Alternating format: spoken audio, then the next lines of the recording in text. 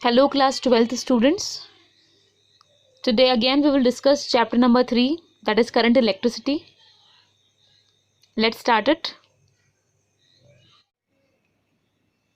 In our last video we have discussed about Ohm's law, and today we will start with limitation of Ohm's law. Actually, Ohm's law is obeyed by many substances under certain conditions, but it is not a fundamental law of nature. Okay, so first of all, we have two types of conductors. One is ohmic conductor and the another one is non-ohmic conductors. If we talk about ohmic conductors, by the name itself, we can say that the conductors which obey Ohm's law, they are known as what? Ohmic conductors. So if we talk about ohmic conductors or if we talk about ohmic material, so they obey Ohm's law, and for these type of conductors there is a linear relationship between voltage and current. The relationship between voltage and current, it holds good when it comes to ohmic material. Okay, so here we can say that if you will see this graph, you will have a straight line which will pass through the origin. So we can say that thus the VI graph for ohmic conductors or for ohmic material is a straight line passing through the origin. Actually, in these conductors, the current I gets reversed in direction when the potential difference V is reversed. So when it comes to minus V or minus I, the graph will go like this. So overall what we can say that for ohmic material or for ohmic conductors, what type of graph is VI graph? The graph is a straight line passing through the origin. So we can say that for a metallic conductor, for small value of currents, all these are what? Ohmic conductors. Even if we talk about the electrolyte copper sulfate solution, it is also what? An ohmic conductor. So I think whatever is written over here is clear to everyone. It's very simple now. The resistance is constant over a wide range of voltages. The relationship between current and voltage is linear. We can easily see from the graph, and the slope is related to the resistance. So I think this is clear. So this was all about ohmic materials or ohmic conductors. Now if we talk about non-ohmic conductors, so I think now the definition is clear that what is non-ohmic conductor? The conductor which do not obey Ohm's law, they are called as what? Non-ohmic conductors. Okay, and like if we talk about metallic conductors, we know this thing that metallic conductors, they obey Ohm's law, but the condition is for the small value of current. But when large currents are passed through the same conductor, it will get heated up and its resistance will increase. Then your VI graph will no longer remains linear. The conductor will become non-ohmic at higher value of current, as you can easily see from this particular graph. For small value of current, the graph is linear. As the value of current increases more and more, it will be no longer linear. So we can say that for small value of current, your metallic conductor is ohmic, and for large value of current, the conductor will be non-ohmic. So I think this thing is clear that for only small value of current, the conductor will be ohmic in nature, and for the large value of current, because of the heat which will be produced in it, it will become non-ohmic. So the graph will no longer be linear. Okay. Next is, if we talk about semiconductors, actually if we talk about p-n junction diode, what is p-n junction diode? Actually it consists of p-type semiconductor and n-type semiconductor. For this we have a complete chapter on semiconductor, so there you will understand it more. But if we talk about the VI graph for p-n junction diode, it is like this, and from the graph itself it is very clear that here also there is no linear relationship between voltage and electric current. So we can say that I is not proportional to V. So there is a non-linear behavior between voltage and current when it comes to p-n junction diode. And what is p-n junction diode? Actually here we are talking about two types of semiconductors, p-type semiconductor and n-type semiconductor, which we'll study later. Simply we need to see its graph, that what type of graph it has. VI graph, what is VI graph for semiconductor? So it is like this, it is not linear. And the next is what? It is a variation of current versus voltage for gallium arsenide. Actually, it is also a semiconductor. Gallium arsenide. So for gallium, Ga is used. For arsenide, As is used. It exhibits non-linear behavior, which is easily visible over here. It is not linear. And if you will see clearly over here, that after a certain voltage, see, from here till here, as voltage is increasing, current is also increasing. But if we talk about beyond this point, you will see that the voltage is increasing, but the current is decreasing. So we can say that del V is positive. Voltage is increasing, so we will say that the change in voltage or del V is positive, but del I is negative. And hence the effective resistance will also be negative.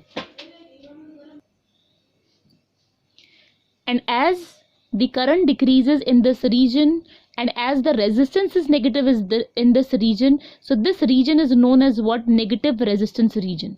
So simply what we have seen over here, that for gallium arsenide semiconductor as well, the graph is not linear, and with the increase in voltage, with the after a certain value, the current decreases, and in that particular region resistance is negative, and that region is known as what? Negative resistance region. So I think all these graphs are clear to everyone. Now we will discuss combination of cells in series, parallel, and even we will talk about mixed combination. Actually, if we talk about a single cell provides a very small current. So in order to get a higher current in a circuit, we often use a combination of cells, 2 or more cells, and this combination of cells is known as what? Battery. Now the combination could be series combination, and it could be parallel combination. So first of all, we will discuss about cells in series or cells in series combination. So cells are connected in series when they are joined end to end, so that the same quantity of electricity must flow through each cell, or we can say that when the negative terminal of one cell is connected to the positive terminal of the other cell, and so on, the cells are said to be connected in series. So if you will see the circuit diagram here, these are the cells, and it will consider that if there are n number of identical cells, so in that case, if they are connected in series, this is a series combination of cells. This is a resistor whose resistance is R, and the potential difference across it is V. I is the current flowing. The direction will be from positive to negative, and this is small r denotes the internal resistance of each cell, and E is the EMF of each cell. Here we are considering identical cells, so each cell is having how much EMF? That is capital E, and internal resistance is also same, that is small r. So what is written over here? The EMF of the battery is the sum of the individual EMFs. If the EMF of one cell is E, what will be the EMF of n number of cells? It will be NE. So the total EMF will be NE. Okay. Now the second point is the current in each cell is the same. The value of current will be same and is identical with the current in the entire arrangement. So everywhere the value of current is I only. The total internal resistance of the battery is the sum of the individual internal resistances. And I think this thing is also clear. If we talk about the internal resistances, they all are connected in series, and we know this thing that when resistance are connected in series, how we can calculate the total resistances? Simply by adding them individually. So if the resistance for one cell is a small r, if the internal resistance is a small r, what will be the total resistance, total internal resistance of the battery or of the cells, of the n number of cells? It will be n into r. Okay, I think this thing is clear that if the internal resistance of one cell is r, then the internal resistance of all the cells will be nr if n is the number of cells connected in series. So that's why it is written over here. The total internal resistance of the battery is nr. Now if we talk about the total resistance of the circuit, so it will be nr plus capital R. So I think this thing is clear. So this is the total EMF, and this is what? This is the total resistance of the circuit. Now we know this thing.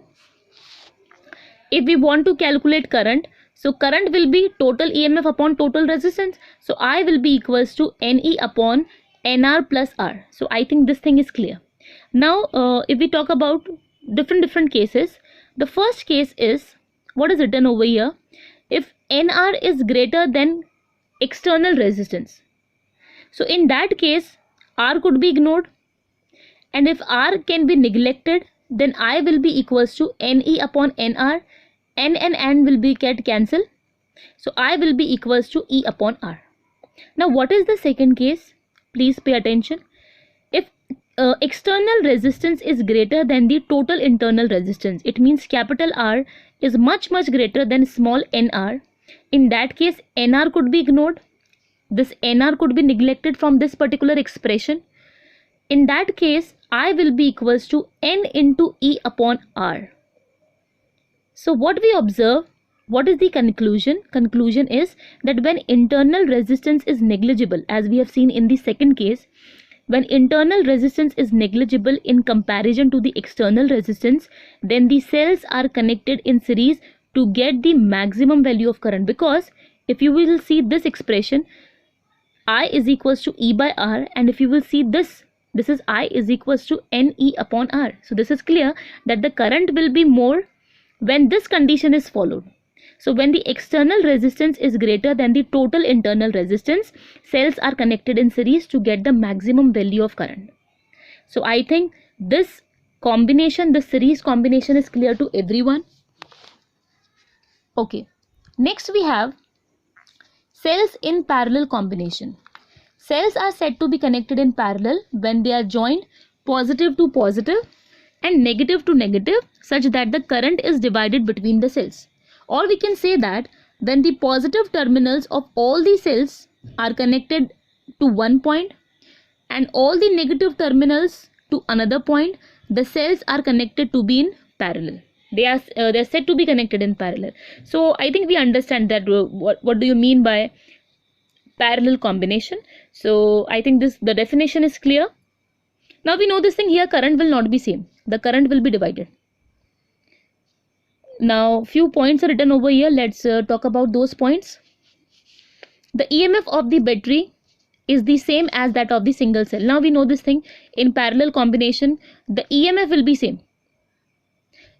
In series combination what we have seen, the total EMF of the battery is N into E. And here, as all the cells are connected across two common points, the total EMF of the battery will be E only. I think this thing is clear. Second point is the current in the external circuit is divided equally among the cells. In this case, current will not be same. Current will be divided equally among all the cells, because here we are talking about identical cells. The reciprocal of the total internal resistance is the sum of the reciprocals of the individual internal resistances. If we talk about internal resistances, we know this thing, this is parallel combination, and in parallel combination how we can write the total resistance? We know the formula, 1 upon Rp is equals to 1 upon R1 plus 1 upon R2. We talk about the addition of their reciprocals. So that's why if we talk about the total internal resistance, it will be R upon N. So total EMF is E, total internal resistance will be R upon N. Okay. Now if we talk about the total resistance of the circuit, so the total internal resistance is R upon N, and if we talk about the total resistance of the circuit, it will be the addition of these two, so it will be R upon N plus R. I think this thing is clear. So total EMF we have calculated, total resistance we have calculated, and now if we want to calculate the current, we know the formula, so the current will be equals to NE upon NR plus R. Now you might be confused that how it came. Actually directly they have written. The thing is that from here, if we want to write I, just pay attention, I will be equals to E upon R upon N plus R. Now in next step what we will do, we will take LCM over here. So finally it will be E, I am writing as it is in numerator. In denominator you will have N as LCM, R plus, now this N will be multiplied by capital R, so it will be here. Now we will shift this N in numerator. So finally we will have NE upon R plus NR. So finally we are getting this. This I have derived. I think it is visible to everyone. So finally current will be NE upon NR plus R. So directly they have written. So to avoid this confusion, I have derived it one by one. Okay, just a second. So this is the expression for I when we talk about the parallel combination. Now here also again we will talk about the two cases. The first case is if R is smaller than R upon N. Okay, if R is smaller than R upon N, then in that case I will be equals to N into E upon R. Now again you might be confused at how it came. See, we know this thing, I is equals to E upon R upon N plus R. Now in first case what they are saying, if R upon N is greater than R, this is greater than this, so this R could be ignored, and when this R is neglected, I will be equals to, this N will go in numerator, so finally it will be N E upon R. So this much value of current you will get when this is the condition. Okay, now what is the second condition? If capital R is greater than R upon N, it means what? This capital R is greater than this. In this case this will be ignored, so finally what you will have? I is equals to E upon R. So in first case we are getting this N into E upon R. In second case we are simply getting E upon R. So which is more? This is more. So we can say that when the total internal resistance is greater than external resistance, or when the external resistance is less than total internal resistance, in that case cells are connected in parallel to get the maximum value of current. So I think this thing is clear, that when to have which type of combination, when you can have maximum value of current. So I think series combination and parallel combination, both these topics are clear. Now next we have the third grouping, that is mixed grouping. Mixed grouping means what? Here we are talking about series as well as parallel. Both type of combination is there, series combination as well as parallel combination, and collectively they are known as what? Mixed grouping. So it consists of m rows. These are m number of rows, and in each row we have n number of cells. So m number of rows are there, and in each row we have n number of cells, which whose EMF is E. Each cell is having how much EMF? E. Internal resistance is a small r. Then now we have to discuss that what will be the value of I, and here they have written directly I is equals to MNE upon MR plus NR. We need to derive it, so pay attention all of you how we can derive it. Okay, see, now if we talk about the total resistance in each row, see, for one cell the internal resistance is R, so for n number of cells the internal resistance will be NR. Now these NR cells, they are connected in parallel, so in that case what will be the total resistance? You will write 1 upon RP. I am writing, it will be 1 upon NR plus 1 upon NR till, and how many are there? Till M they are there. So 1 upon RP will be equals to M upon NR. I think this thing is clear. So what will be RP? RP will be equals to, one second, RP will be equals to NR upon M. I think this thing is clear. Okay, RP will be equals to NR upon M. So this is the total internal resistance, NR upon M. Just a minute.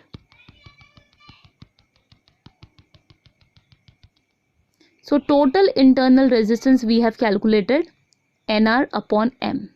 Now total resistance of the circuit, total resistance of the circuit will be NR upon M plus capital R. So finally this will be what? This will be total resistance of the circuit. I think this thing is clear. So this is the total resistance. Please keep this thing in mind. Now if we talk about the EMF, see, The EMF of one cell is E. So the EMF of n number of cells will be NE. So NE is the EMF in each row. And now this each row is connected in parallel. So what will be the total EMF of the battery? It will be NE only. So this is the total EMF. This is the total resistance. Now if we know the total EMF and if we know the total resistance, we can easily write I. We know this thing I will be total EMF upon total resistance. Total EMF is NE. Total resistance is this, NR upon M plus capital R. I think this thing is clear to everyone.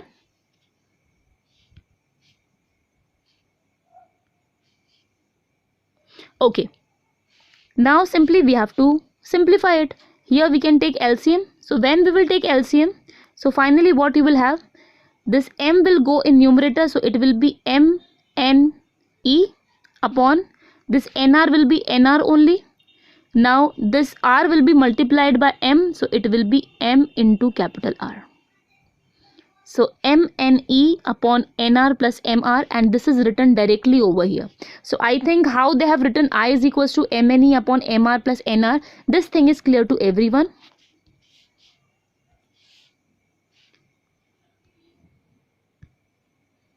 One second. Okay. So for mixed grouping, I is equals to MNE upon MR plus NR. Now, when external resistance matches with net internal resistance, now this is the condition that when you can have maximum value of current. So the maximum value of current is possible when the external resistance is equals to the total internal resistance of the cells. And we know this thing, what is the external resistance? External resistance is capital R. And what is the total internal resistance? Total internal resistance is NR upon M. So when this condition is followed, when this condition is there, that time there will be maximum value of current. Now here we know this thing, R is equals to NR upon M. Okay, it means what? If you will shift this M that side, you can easily write MR is equals to NR. MR is equals to NR. It means what? This MR could be replaced by NR. So NR plus NR will become what? 2NR. So maximum value of current will be MNE upon 2NR. This N and N will get cancelled. So the maximum value of current will be how much? It will be ME upon 2R. And I think this is clear. So this is how we have done mixed grouping, and the condition to have maximum current in all the three cases, in series combination, in parallel combination, in mixed combination, is. In my previous video, I have discussed with you people so many things about current electricity. We have discussed about Ohm's law, we have discussed about drift velocity, relaxation time, mechanism of flow of electrons in a conductor, and many more. Today we will discuss about some relations between drift velocity, resistivity, electric field, current density, potential difference, etc. etc. Now we know this thing, J is equals to sigma E, or we can say that rho is equals to E upon J, because sigma is reciprocal of rho. Rho is resistivity and sigma is conductivity. Now if you will see over here, it is written rho is equals to E upon J. Now in place of J, we can simply write NEVD. How? Because we know this thing, what is J? J is current density, and current density is I upon A. The current per unit area is current density. Now we know the formula for I. I is ANEVD or NAEVD.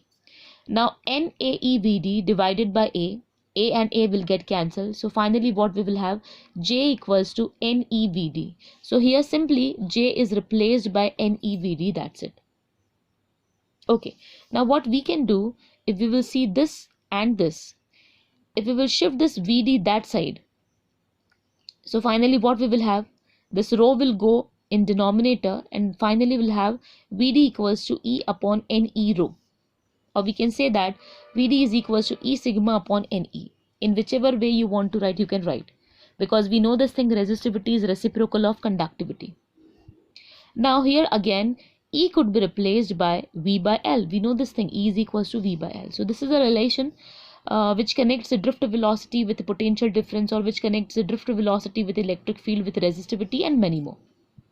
Now, if we talk about conductance, if we talk about conductivity, resistance we have already discussed. So the reciprocal of resistance is known as what? Conductance. Resistivity we have already discussed. So the reciprocal of resistivity is conductivity. Very simple. So what is conductance? Conductance is the reciprocal of resistance. Now we know the SI unit of resistance, it is ohm. So SI unit of conductance is either ohm inverse or mho, and one more unit it has, that is Simon. And if we talk about conductivity, as we know this thing now, that conductivity is the reciprocal of resistivity. And we know this thing, what is the SI unit of resistivity? It is ohm meter. It is ohm meter. So what will be the SI unit of conductivity? So ohm meter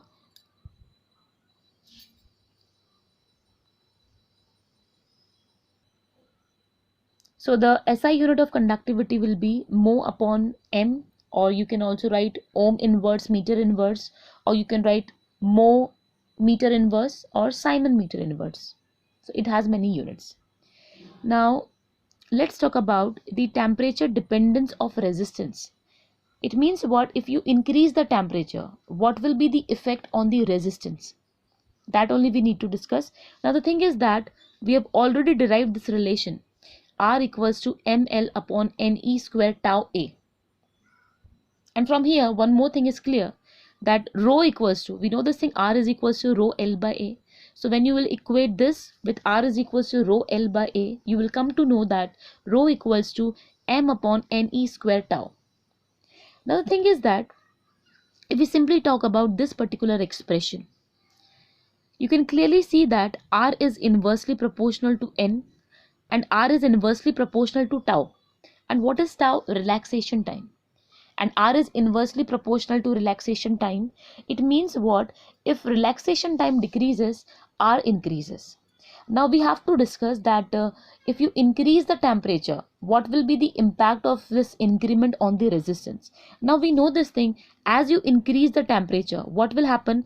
The number of collisions will increase due to the increase in thermal energy or internal energy, whatever you will say. So as the energy of the electrons will increase, number of collisions will also increase, and as number of collision will increase, relaxation time will decrease. And now if relaxation time is decreasing, resistance will increase, because from this expression it is very clear that resistance is inversely proportional to relaxation time.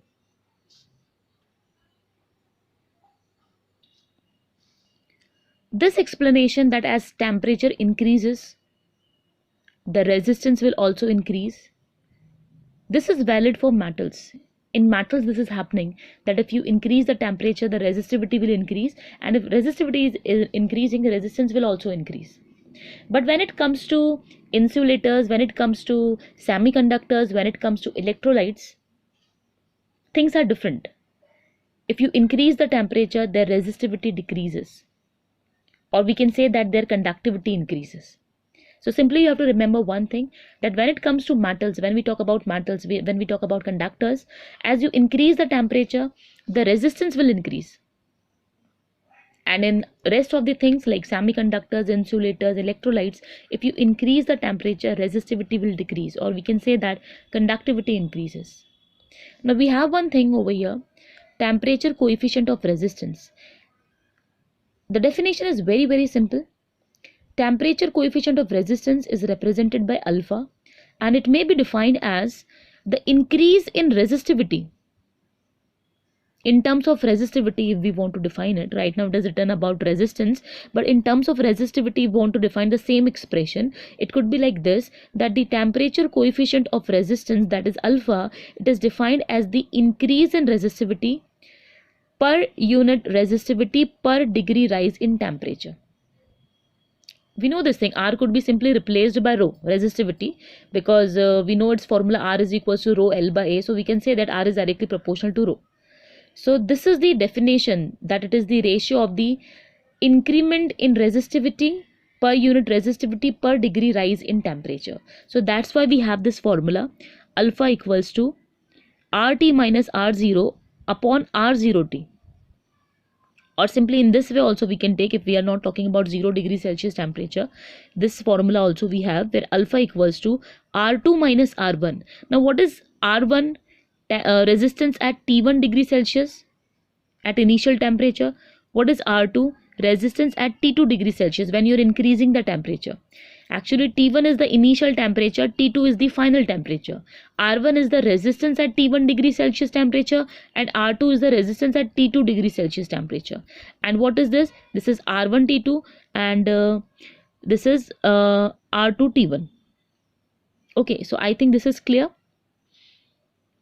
Now one more thing is written over here, that if R1 is greater than R2, R1 is greater than R2 means what? If initial resistance is greater than final resistance, it means here we are not talking about conductors, because we know this thing, in conductor R2 will be greater than R1.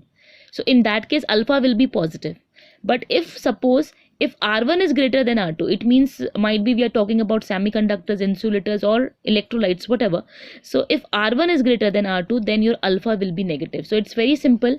If resistance increases,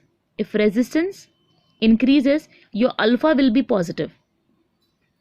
It means if R2 is greater than R1, alpha will be positive, and it will be valid for conductors. And if your resistance decreases, it means R2 is smaller than R1, then in that case your alpha will be negative. Your temperature coefficient of resistance will be negative. So I think this dependence of resistance on temperature is clear to everyone.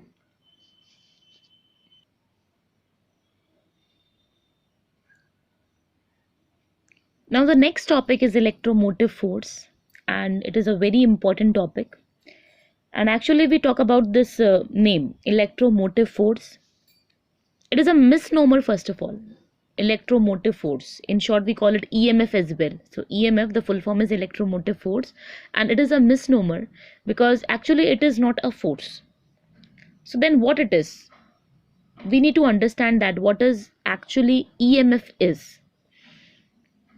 So let's discuss it. But initial point, what is written over here, let me read it. In a cell or battery, the chemical changes takes place which provides the energy required to push the electric charge around the circuit. Okay, now let's discuss that what basically it is. So I'm just trying my level best to make you understand. Okay. First of all, we are talking about a cell. Okay. And in cell, there are two electrodes. And in cell, we know this thing. What is present inside the cell? Electrolyte is present inside the cell. Now we know this thing, there will be dissociation of electrolytes, and then there will be separation of cations, anions, and after this deposition, after this separation, these cations and anions will get separated. On this electrode, positive charges will be there. On this electrodes, negative ions will be there. And this, we know this thing. This is all about chemistry, and we know this much, that this is happening, that inside the cell, two electrodes are there, and one will be positively charged and the another will be negatively charged. So automatically, this will be at higher potential. This electrode will be at higher potential, and this electrode will be at lower potential, as it is a positive potential and it is a negative potential. So automatically a potential difference will be developed. Right now this cell is not connected in a circuit, it is an open circuit, we are not using it. Simply we are talking about a cell inside, that what is the mechanism happening inside the cell. So automatically a potential difference will be developed, and this potential difference will be the maximum potential difference, and this maximum potential difference is only known as what? EMF. So first you keep this thing in your mind, that when cell is not in use, when cell is in open circuit, the maximum potential difference which is present between the two electrodes of that cell, that is only known as what? EMF. Now suppose if we are connecting this cell in a circuit, then what will happen? Just pay attention. If we are connecting them in a circuit, Suppose this is the circuit. Okay, this is any resistance R resistor I have connected, whose resistance is R. Now we know this thing, the direction of current will be from positive electrode to negative electrode, so there will be flow of electron and the direction will be like this. Or we can say that there will be generation of electric field will develop and the direction of electric field will be in this direction. Now we know this thing that from negative electrode, I will talk about electrons, I will not talk about positive charge, but simply you have to understand one thing, either you understand by positive charge or you understand by electrons. That is the same thing. Like this electrode, if we talk about, this is negatively charged electrode, sorry. So now electrons will move in this direction, we know this thing. So electrons are moving in this direction, electrons are moving. Okay, so they are moving from here till here. Now the thing is that, so suppose now after taking one round, electrons are here. Now to complete the circuit, they have to cross this also. Then only the circuit will be completed. But electrons, when they are here, because of this negatively charged electrode, they will experience some force of repulsion. And because of that force of repulsion, they will not be able to cross it, and if they will not be able to cross it, the circuit will not be completed. Now what will happen? Now the thing is that electrolyte is present over here, chemical reaction is taking place over here, and that chemical reaction is exothermic in nature. That chemical reaction is exothermic. Exothermic means what?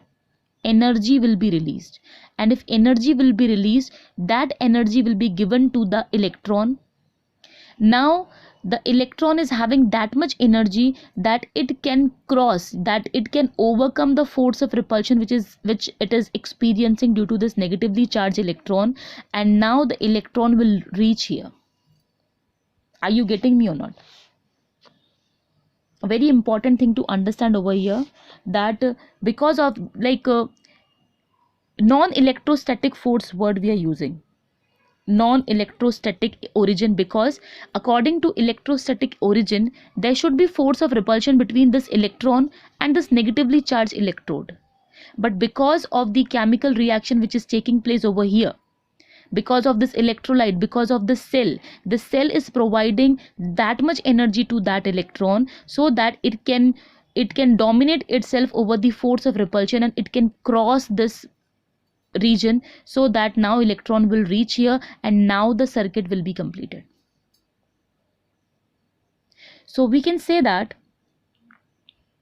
what is electromotive force? It may be defined as the work done by the source, work done by the cell in taking an electron, or we can say that in taking an electron from positive electrode to the negative electrode. Or one more thing we can say, that if we talk about the motion of electron, we know this thing, the positive charges, they are moving from positive electrode to the negative electrode. Now after taking one round, that positive charge is here. Now in terms of positive charge I'm explaining you. So now to complete the circuit, that positive charge is supposed to move from here to here. That positive charge is supposed to cross this, but that positive charge will experience some force of repulsion due to this positively charged electrode. It requires some energy. That energy is provided by the cell. So the work done in bringing a positive charge from lower potential to higher potential, that is only known as what? EMF. That is only known as what? Electromotive force. Actually what is happening, if we talk about electrons are moving from here. Electrons, they have some energy, but when they are moving along the circuit, their energy is lost over here. Like suppose if I will, right now here it is a resistor, if suppose LED is connected, so that energy is provided to the LED. Now when the electron is coming back here, it is losing its energy, and now here it is losing its energy, no energy is there. Now again the cell is providing some energy, again the electron will start, and again the electron will give this energy to the other components of the circuit, and this will continue. It means what this cell is doing, the cell is providing the electron energy continuously. We say that sometimes it is mistaken that cell produces charges. No, it is wrong. Cell does not produces charges. Cell simply give energy so that electrons can move around the circuit. Cell simply maintains a potential difference in a circuit, because we know this thing, for the flow of electron what we require, a potential difference we require. So cell is created for that. And right now we have discussed that what is electromotive force. Electromotive force is the work done by the force in taking a unit positive charge from lower potential to a higher potential. Or we can also say that, now here the thing is that, so in to have a motion in outer circuit, it's very easy. No work is done in moving a charge in outer circuit, because automatically it will experience the force. Like if we talk about the motion of positive charge, the positive charge will automatically move in the direction of the electric field.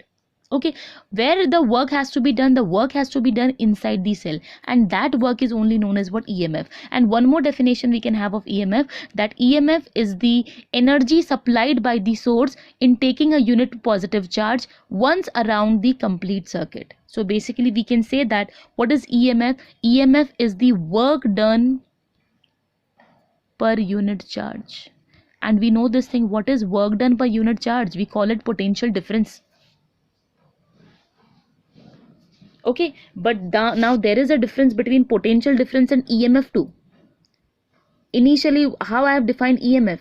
EMF is the maximum potential difference between its terminals when the cell is in open circuit, when it is not sending any current. So that time the maximum potential difference, whatever potential difference, maximum potential difference these two electrodes are having between them, that is only known as what, EMF. So I think this thing is clear, that EMF is not a force, it is work done per unit charge.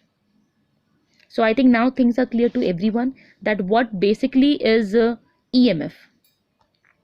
So here now we can read the definition, and now I think the things will be clear to you. In a cell or battery, the chemical changes takes place which provides the energy required to push the electric charge or the electrons around the circuit. The electromotive force, or EMF, is the work done by the source in driving a unit charge around a complete circuit. So what is EMF? It is the work done per unit charge so that the charge can move in a complete circuit, once around a complete circuit. So what will be the SI unit for EMF? It will be joule per coulomb or the volt. It's not Newton. According to the name, you will not say that okay, it's a force. It is not a force. The name is given like this. Okay, but the unit will be either joule per coulomb or volt. So I think now the definition of EMF is clear, that it is the maximum potential difference between the two electrodes when no current is drawn from the cell. So work done per unit charge, potential difference. Now again students are confused. So if it is work done per unit charge, it is a potential difference. But no, there is a difference between EMF and potential difference, and that only we have to discuss right now. Okay, so the first point is, it is the maximum potential difference when the cell is in open circuit. And what is potential difference? It is the difference of potential between any 2 points in a circuit when it is in a closed circuit. We talk about EMF when the cell is in open circuit. We talk about potential difference when we talk about closed circuit.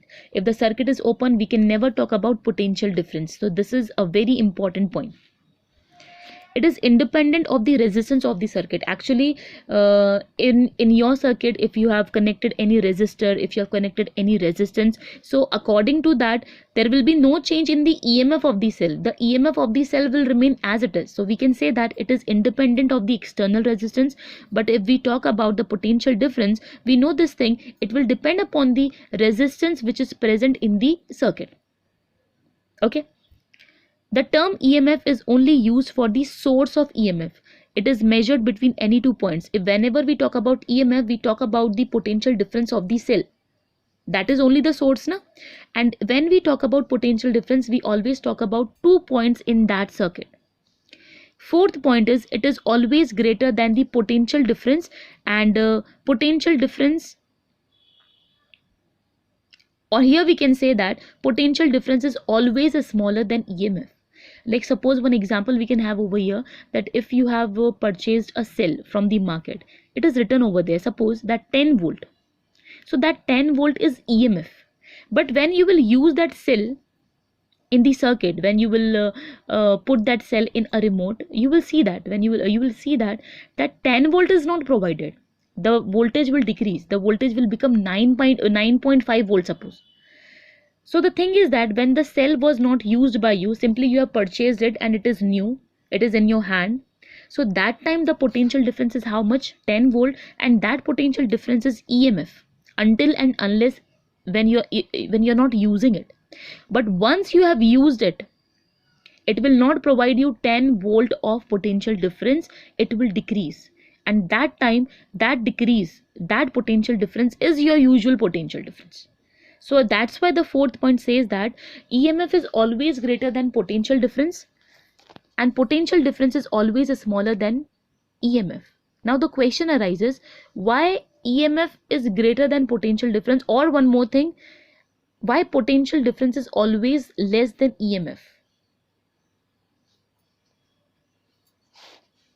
Let me explain you. I'll try to explain you. Actually, here we are talking about like motion of electrons only we are talking about. And initially, when the cell is in open circuit, the maximum potential difference is EMF. Now you have connected it in a circuit, fine. So now the electron is moving from this part to this part to this part. Now the electron is here. Now we have already discussed that the electron has to cross this region.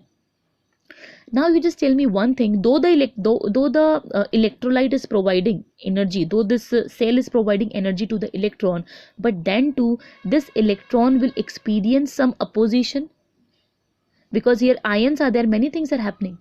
So their motion will be hindered, there will be opposition of their motion of the electrons in this particular region. It means what? There is some resistance in the cell also. So, and because of that resistance, the potential difference decreases, and that's why the EMF, the value like suppose, that's why we say that the potential difference is less than the EMF, because once you have connected the cell in the circuit, the potential will drop, there will be decrease in potential difference across these two electrodes. Why? Because the resistance, there will be internal resistance of this cell, there will be opposition for the motion of electrons, or for the motion of for the positive charges inside the cell, and that's why we say that potential difference is always less than the EMF of the cell. I think this is clear. And more differences they are having. The important difference is this, that EMF is a cause and potential difference is an effect. I think this thing is clear, that EMF is the only region, EMF is the source because of which there is flow of electron in the circuit. So basically it is a cause, and potential difference is an effect. When the current is flowing, that time only you will have what? The potential difference across any 2 points. So this point is also important. So I think the difference between EMF and potential difference is clear to everyone, and what is EMF, and I think that is clear to you people. Now here, if we talk about internal resistance of a cell, I've already given you a brief explanation that what is internal resistance of a cell. Cell also offers some resistance because it has electrolytes. Many factors are there on which internal resistance of a cell depends. So the opposition offered by the electrolyte of the cell to the flow of electric current is known as what? Internal resistance. So this we have already discussed. Now factors affecting internal resistance of a cell. Larger the separation between the electrodes of the cell, more the length of the electrolyte. 1 second. Okay. Larger the separation between the electrodes of the cell, more the length of the electrolyte through which current has to flow, and consequently there will be higher value of internal resistance. It means what? More is the separation between the electrodes, more will be the internal resistance. Second factor, more the greater the conductivity of the electrolyte, lesser is the internal resistance of the cell. I think this is clear, that if your electrolyte is more conducting, internal resistance will be less. Third factor, internal resistance of a cell is inversely proportional to the area of the electrodes dipping in the electrolytes. If the area of the electrodes is more into the electrolyte, less will be the internal resistance.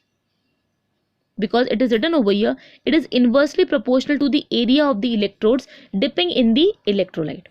Fourth point says that internal resistance of a cell depends upon the nature of the electrode suit. See, internal resistance, it depends upon the nature of the electrolyte as well as it depends upon the nature of the electrodes, what type of electrodes you are using. So I think these are the factors on which internal resistance depends, and I think it is clear. Now the thing is that a relation we have to derive over here. First of all, before that, you just try to understand that how to represent internal resistance. This is your cell, this is positive terminal, this is negative terminal, and internal resistance, the symbol is made like this. The symbol is like this. This is positive electrode, this is negative electrode, and here this is what your internal resistance, that is represented by small r. We don't make it inside these terminals. In this way only we represent the symbol for cell, positive terminal, negative terminal, and this is small r. So this is how we represent what? A cell with its internal resistance. I think this is clear. So that only is shown over here, and here there is a circuit, and here it is a resistance, and the potential difference across this resistance or across these 2 points is how much V, and here what is the EMF of the cell? EMF of the cell is E. Now we know this thing. What will be EMF? What will be the total EMF of the cell? The total EMF of the cell will be capital V plus a small v. What it is? One second. See, we know this thing. What is capital V? Capital V is the potential difference across this resistance.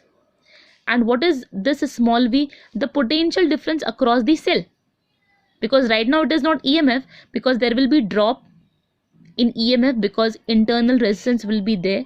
Internal resistance will offer some opposition to the flow of electric current through it. So there will be potential difference.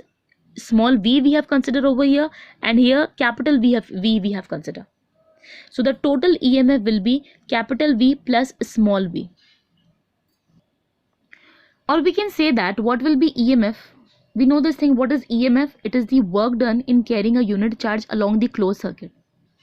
Now if we say that the positive charge is moving from this point to this point, so it means we can say that the work done in carrying a unit charge against this external resistance, that will be V.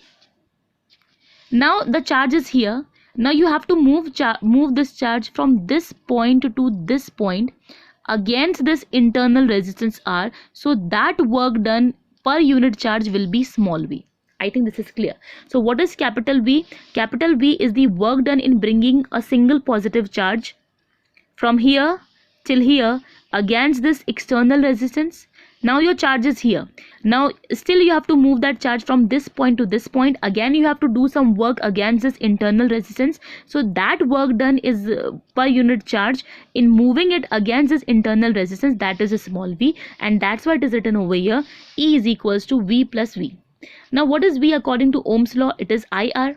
So capital I, capital R, and here also V will be replaced by IR. I will be capital only because we will talk about the same current, and R will be small because here we are talking about internal resistance, here we are talking about external resistance.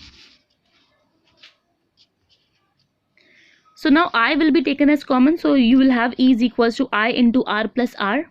So finally we can write in terms of I if we want to write it. So we will shift this R plus R onto that side, so it will go in denominator. So finally what we will have, I is equals to E upon R plus R. This relation is called what? Circuit equation. So it's very simple. It is Ohm's law only. So I is equals to V by R we usually write, but in terms of EMF it will be I is equals to E upon R plus R, the total resistance which is present in the circuit. So it is not only capital R, it is small r as well, that is internal resistance. So that also we need to count. Okay, now one more thing is given over here. This we have already discussed, that Y is equals to V plus V. Now in place of small v we can write IR. Okay, now IR if we take on one side then it will be E minus V. So IR is equals to E minus V. Now if we divide it by V is equals to IR, very simple. I think this step is clear. Now we are simply dividing this equation by IR is equals to V. So here it will be IR upon capital I upon R upon IR, or it will be E minus V upon V. Simply this equation is divided by IR is equals to V. Now I and I will get cancelled. So finally what you will have, R upon R equals to E upon V minus 1. Or we can say that R equals to E upon V minus 1 into capital R. So this is the relation between internal resistance and external resistance. So I think this thing is clear, and this relation is also clear. Please remember it. Now, determination of internal resistance of a cell by voltmeter method. It's very simple, a very simple thing they're showing over here through this diagram, that when in an open circuit, when no current is drawn, what will be measured? EMF will be measured by the voltmeter. 1 second. And when the circuit is closed, when the current is drawn, the voltmeter, whatever reading the voltmeter will give you, it will be what? It will be potential difference. So it's very simple. In an open circuit, EMF is measured.